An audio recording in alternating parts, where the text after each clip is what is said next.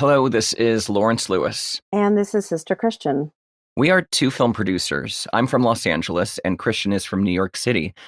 Just a little more than a week ago, we quietly released the first episode of a podcast we created called Producers Happy Hour.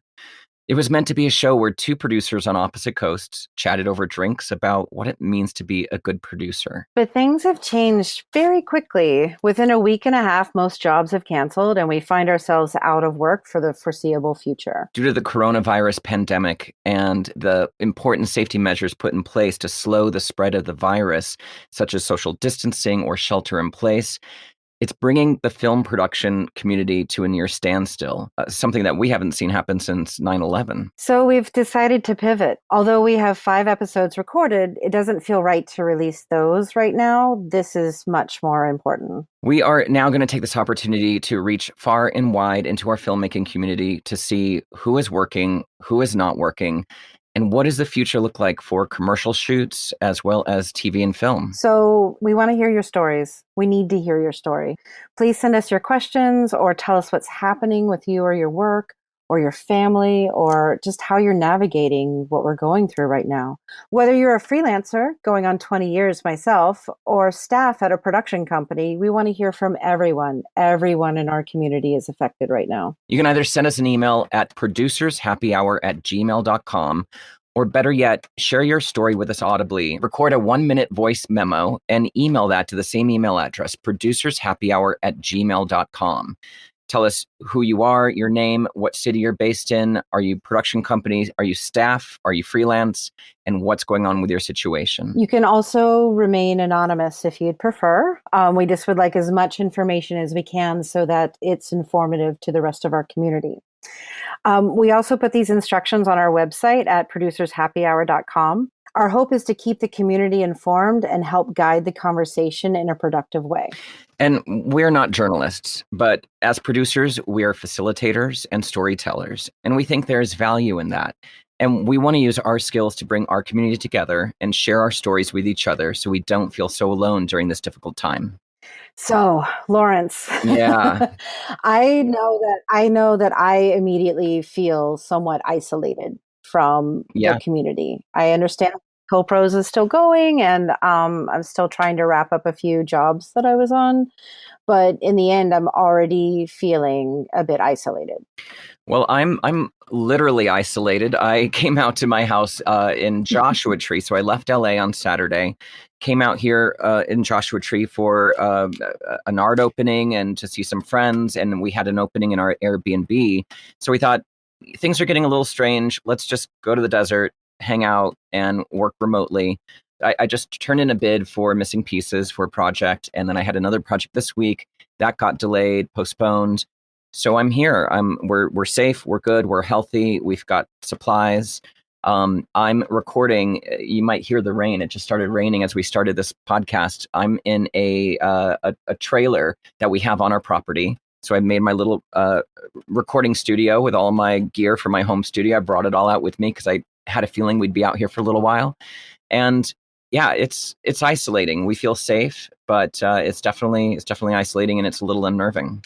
And I'm sure most of our listeners are feeling that right now. Yes, I was in LA for the last 5 weeks on and off, working on several projects, and just figured with everything that's going on and whether we're going to stop domestic travel or not, or we just closed the borders to Canada, it looks like. Yeah. I decided to come home to New York. And so I'm recording out of my basement. Great. A little room that I have made for myself. So everybody's fine. Family's good. Husband's good. His parents are good. So we're all fine here. Great. Plenty to eat, plenty of provisions. Great. And I hear, I don't know what you've heard since you're actually in New York, but over here we've heard that de Blasio is warning that there may be shelter-in-place directive issued for New York. Have you heard anything more? Nothing more, but they are considering it because not everybody's heeding the warnings as they should. And, I would like to consider you and I, at least, practical people and common sense based. That's how we both produce. And I just feel that we all should be doing our part right now. Absolutely. Absolutely. And if that means we're staying at home, then we should be staying at home. Exactly. And washing our hands and not touching our face. Don't touch your face. Don't touch your face. And then, of course, I feel like I'm 4 layers off of my skin of my hands, but we're good there too. Oh, mine too. I was gonna ask you about that. My hands are so raw because I've been washing them so much. And maybe that's something we can do, Christians. Maybe we can put out a video. Have you seen the video of the 5 steps of washing your hands? Yes. It is. I bet we could improve on the content for sure. Let's improve on it. Let's improve on it. Let's put that out. But so this is an interesting thing that's happening right now. As we're going to wait for everyone's stories to come in and people to jump online and do some interviews with us. That's something else we should say. We're looking to interview all of the leaders in the film industry right now. So we've reached out to AICP, to folks at IATSE, and some of the biggest production companies in the country. We want to hear what they think is happening because we feel their voices are important right now to talk to our community, because everyone's a little unnerved about where their next paycheck's coming from and when their next job is going to be. So we've reached out to everybody. We're pleading for some people to come on, share their knowledge, share their wisdom. And since they're on the front lines talking to the ad agencies and talking to the brands directly, they might have some insight as to what the thinking is. When will things get back to normal? If normal is still a thing, it's going to change for sure. Well, what the new normal will be. So stay tuned. We are going to try and do this daily for as long as we can. If we're held up here at home, we're producers. We like to create. So we're just going to dive in and see what we can do to share stories amongst the community so people feel less disconnected. Yeah. And I think one thing, the amazing advantage we have with technology is that we can do this. We can just set up instantly and start creating content and media and sharing it with people. And I think that is one important thing that we should talk about, and that's the power of storytelling, because we're going to start seeing it really quickly. Just last night, Ben Gibbard from Death Cab for Cutie just did a live concert from his home. Wow. And then I think a little bit later last night, Keith Urban did a live concert from his studio. Wow. This is going to start happening. I think we're going to see the biggest celebrities. Do you see Matthew McConaugheys' message, Christian? No, I did not. I'll share it with you. So yes, Matthew please. McConaugheys sent out a message as well. We're going to see people have the ability now to broadcast from their homes without any middlemen in the way at all. And that's going to be a game changer. I mean, imagine if Beyonce decided to do a little acoustic set from her living room. That would be massive. On Instagram stories or something. Or Instagram yes, of stories. course. So, there's going to be a whole new awakening here of stay-at-home entertainment that is going to be interesting to watch, because it's going to affect, when we do get back to work, some things that are going to happen. And it's hard to predict exactly what's going to happen right now. And I think part of the reason why I was very interested in doing this with you is I'm nervous too. Yeah. We've been getting our jobs freelance now for more than more years than we want to admit. my meaningful adult life, let's call it. I've been freelance, and every job has come from how good I was, or the company's loyalty, or a director that's felt that we meld, all these things that are gone. Yeah. And so I'm definitely feeling a little lost, and I know a lot of our community is as well. Absolutely, which is why we wanted to kind of just start talking. We don't have the answers. Yeah. We aren't news journalists. We aren't health experts. No. But let's just all talk. Let's share our stories. So we put out a plea on social media for people to send in a 1-minute video. Anybody can do this. If you work in the film, entertainment, or live event business, there's a lot of live event people that are really, really hurting right now. Send us your story. Send us your thoughts. Tell us your name, the city you're from, whether you are staff at a company or if you're freelance. Is that company active? Or you have a job right now? Did you have jobs canceled or postponed? What's happening for you in the foreseeable future? And of course, how are you doing? How are you doing all this? How are you staying positive, productive, and active? Because I think that's really important for us right now. So we have our first recording come in. This is from Michael Palumbo. He's director of sales, and he's also a film director from a company called Voteri. Let's take a listen. My name is Mike Palumbo. I am in Worcester, Massachusetts, and I am a director of sales and a film director for Voteri Films. and I also do freelance work for photography and videography. We are still working mostly remote, but some of us are in a new space that we are building out, so it's kind of tough timing because we need all the jobs we can get to fix this new space out. But yeah, we're still cranking, and I'm just trying to create some video content, which is something I've been meaning to do for a while, and try to do some tips and tricks of the trade and talk about some stuff that I enjoy, and just basically start conversations, because people just need help and need to be able to talk to people, even if they're strangers in the business world. I just find it a little inappropriate to jump into pitches right now without kind of connecting with people on a deeper level, which is really my personality. So I'm cool with it. Hang in there. Hope you're well. Okay, thanks, Michael Palumbo, for that contribution. Christian, I want to share with you, we're still talking about the power of storytelling. I want to share with you this amazing video. It's a montage of video recordings that a bunch of Italians did that are on quarantine right now. They were asked to record a video message to themselves 10 days ago.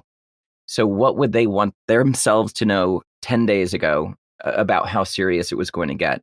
Because just like us, 10 days ago, I just pushed out our first episode of this podcast 10 days ago. I didn't know this was all going to happen, and we didn't know how serious it was going to become. So this video is really, I don't even have words for it. It's heartwarming. It's a little nerve-wracking, but it reminds us all how serious to take what is happening right now. And don't be surprised, we're 10 days behind Italy. So that's why this video makes so much sense. So I'm going to put it in the show notes, and I'm also going to put it on our YouTube page. It's really moving, and it can really show the power of storytelling, even if it's not journalism, just talking about what's happening in our new reality. That's all I got. What about you, Christian? So, Lawrence, last week, I spent the entire week trying to field client concerns about what was going on. We saw the gatherings of people to drop from 500 to 250 to 50 to 10 eventually on Friday. Yeah. So every day I would check the LA Film Permits Office's website. Because you were here in LA at the moment, at that time, right? Yeah, and I was also monitoring co-pros as well, because that's where people would post whether they had a job cancel or whether there's a lot of force majeure talk last week. There's definitely insurance talk. I know that we reached out to our insurance company a couple of times to ask them what they would cover and what they wouldn't due to cancellation. I think that when the AICP put out their letter with guidelines about cancellations and such was interesting. I also feel, as over the years, what would have been taken as verbatim and the end of the conversation would have been the AICP guideline. However, these days, there's a lot of different negotiations going on. A lot of different companies who are dealing with client direct who have never heard of the AICP. So I know that a lot of us use those guidelines as what we should do. However, I'm finding that it's been different in every single instance. And that's been a little bit hard to navigate people's expectations from the crew that you had holding to the client and what their expectations were for cancellation as well. And who's going to share the burden of those costs? Exactly. And the AICP guidelines are really only really dictate what needs to happen between the ad agency and the production company, right? So the AICP guidelines just say if it's this many days before the shoot, you have to give 75% of the money back plus hard costs. If it's this many days before the shoot, you have to give 50% of the money back and plus hard costs or director fees. I don't have it in front of me, so I can't read them down, but that doesn't dictate what the production companies have to pay the staff and crew that have been hired. Yes. That's kind of up to the production company, unless it's a union production company. There are some guidelines in there, but I think they're very lenient. I feel like moving forward, we all have to have, those spelled out before you start the job. Absolutely. So I'm looking at the AICP website. And they have a page that's coronavirus resources. Everyone should check that out. There's a lot of information on here. Yes. But one thing that I do want to point out that I just saw, Christian, and this was from March 17th, Chicago Film Office, film permitting suspended. Yes. So we assume that that's going to happen. I don't know the situation in New York, and I haven't checked on Film LA yet. Well, New York, I'm not sure about, but LA definitely they batten down the hatches there. Any public land or any LA County or LA City proper is absolutely no filming now. Yeah. And but you can film on private property as long as your crew is under 50. Right. Yeah, that's what I'm seeing here. County of LA, crews of under 50. But Christian, that does not adhere to the rule of crowds under 10 by the California governor. So I don't know if these are slow in getting updated, but I imagine that's going to change as well. Yes, and this is our update from today, the 18th. And oh, really? Okay. Sunday night, I believe, is when the people do not gather in larger than 10. So I'm surprised that they're still allowing this. I also did run into last week a slight situation where we were going to be filming on private property in a person's home, and once Friday hit, they canceled on us. Yeah, it's time to be smart and be safe, and work is important for all of us, but our health and safety and those of others is also very important as well. So we need to do our best to abide by the guidelines set by the states in which we reside and work. And as producers, we're the go-between between our production and our agency client. So trying to navigate the rules of what the government or the localities have set in place versus what the federal government has said, and then what our client expectations are, have been challenging. What is this article, Baker McKenzie, that you sent? So last week on CoPros, there was a lot of force majeure talk, like I had mentioned before, and I noticed that Bruce Nahi, who he does business affairs and such contracts, he posted an article from Baker McKenzie, which kind of explains a little bit about what force majeure means in this climate. Basically, what this is saying is because this is a virus, it doesn't really fall under force majeure. It's going to be taken on a case-by-case basis. There's not a set answer yet on what to do if your job is canceled. I know that my job postponed last week, and so we had an amicable, this is what the fees were. Okay, they paid it, done. Yeah. But it doesn't always happen like that. And I don't know that you can fall back on insurance either. When we spoke to the insurance company, they said that, no, we saw the wave. I mean, I know that it's been described as a wave, but we should have seen it coming and prepared for it. Wow, that's intense. This is definitely unprecedented for everybody. Hey, Christian, one thing I want to talk to you about is the last time that I can recall ever having such a major stoppage of production work was 9/11. Yes. And I know you worked through 9/11 as well in New York City in the heat of it all. I did. So can you share us a little bit of your insight as to what happened to the film community and how long were things down until you were kind of back to work? I happen to have fared 9/11 a little bit better, I feel, than a lot of people out there. So I can say that by the end of October, beginning of November, people were ready to get back to work. They wanted to get back to work. I remember doing a huge Gatorade ad with Pam Thomas at Moxie. And that was navigating a new world of, every time a cube truck went through a tunnel or over a bridge, it had to be searched. Oh my so gosh. You had to make sure your PAs had their driver's license on them, of course. Yeah. And also that their driving record was good, but they would get pulled over. You'd have to pull the truck up and then show them it was camera equipment, whatever, shut it, move on. You had to build that into your day or understand that your PAs were leaving at 4 a.m. to go to New Jersey for a 8 a.m. call time. Yeah. So just little things like that, but we adapted immediately. Right. Because of who we were as a production community, but also the willingness to work. And I do think that there is something behind that. Whatever the new landscape looks like of freelance commercial production, we will absolutely be able to handle it. Yes, I can see in our future, once we're able to, be in groups of larger than 10, it might come back incrementally, but there's going to be some serious sanitation issues on set that I think we're going to have to abide by, right? Well, I mean, this could be a completely different topic too, but we had a hard time finding water. Oh, during 9/11, after 9/11. But also last week for our filming this week. Oh, right. Yeah. Yeah. So we were Craft service. Yes.